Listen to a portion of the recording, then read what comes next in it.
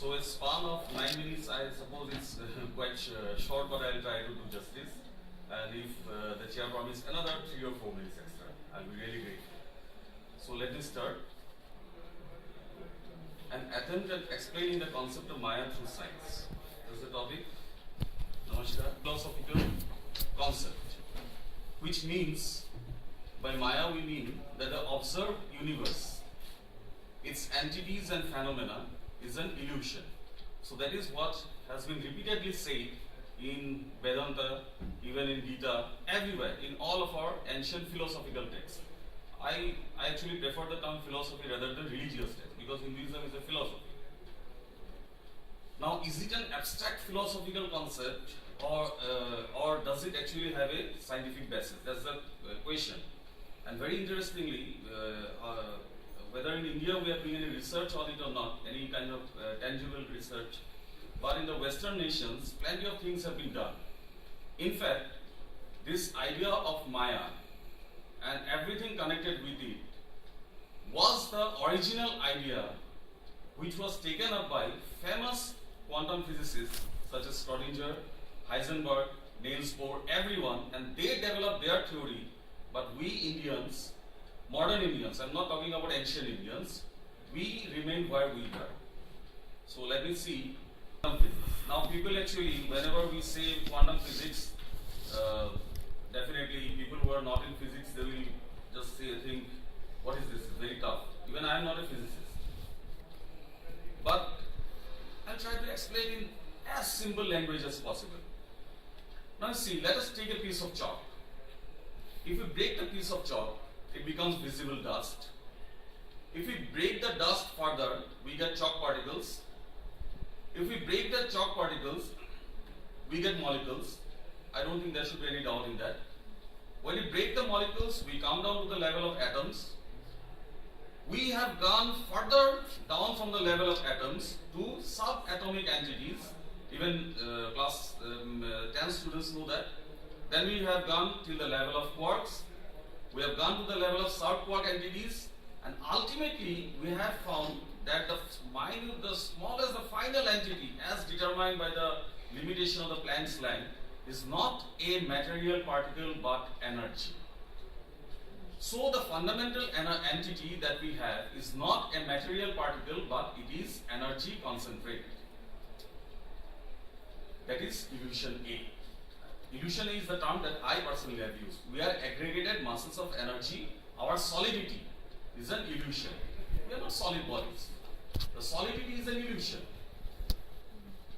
Now let us come the illusion B, the terminology I have used. Now this is the illusion at the fundamental level, which actually what our ancient Indian philosophers have meant. The fundamental level of illusion. That means whatever we are observing everywhere, nothing actually exists.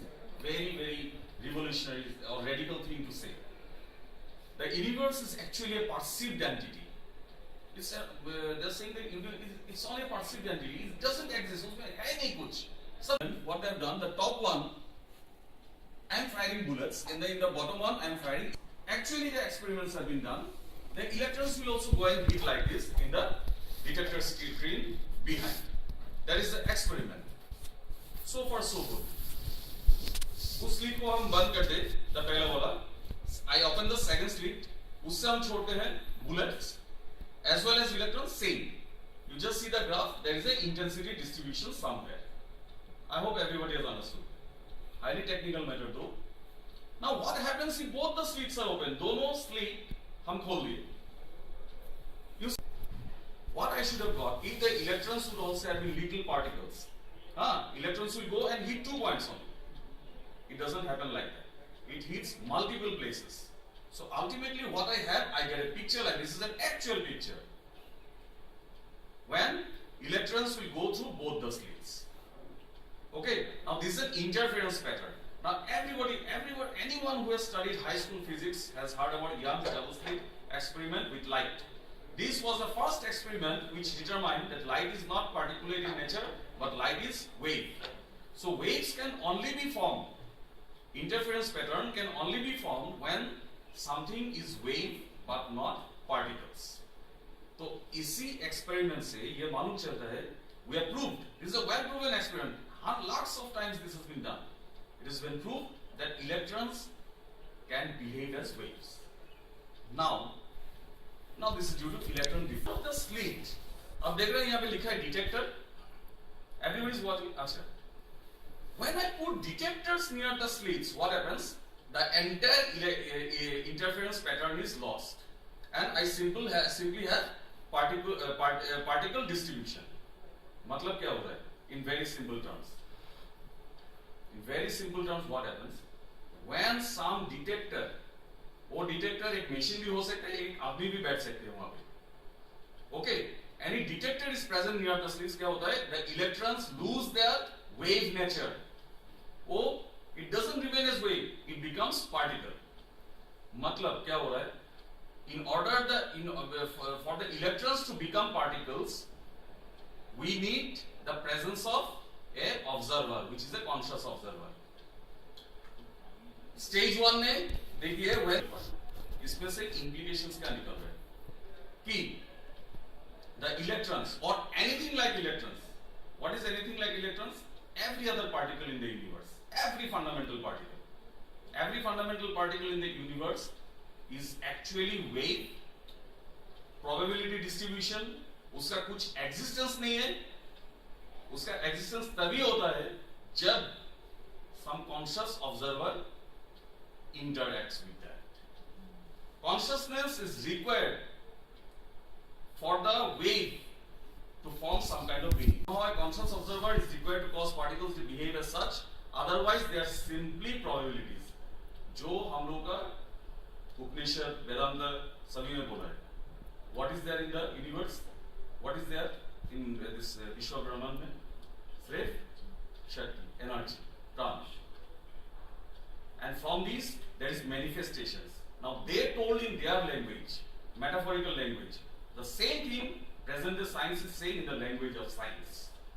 That pran that was said in Upanishad Vedanta or Brahmanda, the Shakti that was present, they told in their language. We are saying in our language. So it's the that is the meaning of English term nebulous. The interaction between two such or many such conglomerates of nebulous energy creates outcomes. अब outcome क्या होता है? देखिए, it's very interesting. What are the outcomes of those interactions between the energy entities? Quantum physics therefore implies that matter and all leaves, पत्ते, wood, ants, virus, humans, वगैरह सब कुछ have no real existence. But are only phenomena. Each electron is an energy entity, just as each photon or other particle's energy entity. They are not real material entities as we understand matter in the ordinary material sense. देखिए क्या लिखा है इसमें? The third point, upon actual looking मतलब either a machine will detect it or the human consciousness will detect it. Or interaction, it sort of forces the universe to make a determination about which potential is going to be actualized. मतलब in the universe that we see, this is not the actual universe present. It is just one type of universe that we are watching. This is the universe to the human sense. That is not the universe of God. God matlab, I am referring to the universal power. The universe of God is totally different. This is the universe of human beings that we are watching. Our manifestation. God has given infinite universe. So all of existence is fundamentally an unlimited quantum field of energy, a sea of infinite possibilities waiting to happen. Consciousness collapses the wave functions of fundamental particles. Now this is Heisenberg's uncertainty principle. I am not discussing this thing, very difficult actually in such short discussion. Actual matter particles that now come into existence in space and time. Kya space and time? Our conceptual space and time. This entire space and time is our conception. Maya. Just link the words. It now seems that consciousness or mind, human chetna, is now required for creating our perceptual reality. of the universe with its entities from the raw material of possibilities. Raw material has been given. That is the possibilities. The actual reality may only be this infinite field of potentials. Our perceptual universe is just one form of reality created by human consciousness. The same infinite field of possibilities may give rise to entirely different forms of realities created by non-human consciousness. Maybe there are parallel universes. Now, whatever I am referring, any one of you can go and Google it and search it. You will find all these things. Parallel universe. This is not a figment of scientific fiction nowadays. It is research, string theory, research. And quantum physics, so why this is very popular. Now see this. Comparison. The real universe. Real universe, it is the fundamental reality. Absolute reality, the actual cosmos. Jo, in our Shastras, it is known as Brahman. That is the meaning of Brahman. It is not a burner. Those things came very later. Can never be known, at least with the present method of inquiry. Even our scientific method of inquiry also cannot reveal to us the fundamental reality. We can have some idea, जैसे कि थोड़ा बहुत हम लोग को मिल रहा है, but what is the actual form? Never, कभी नहीं. The actual, जैसे कि the actual method behind magic only the magician knows. जो जादू दिखाते हैं ना, उनको ही पता है कि जादू कैसे दिखाते, कैसे करते. हम लोग को पता नहीं है. Illusory, the actual universe we are living now. It is relative world, apparent cosmos, perceived reality. जो हम लोग perceive कर रहे हैं, जिसको कहते हैं माया. In our ancient language, is what is perceived to be real despite being an illusion and what the audience sees.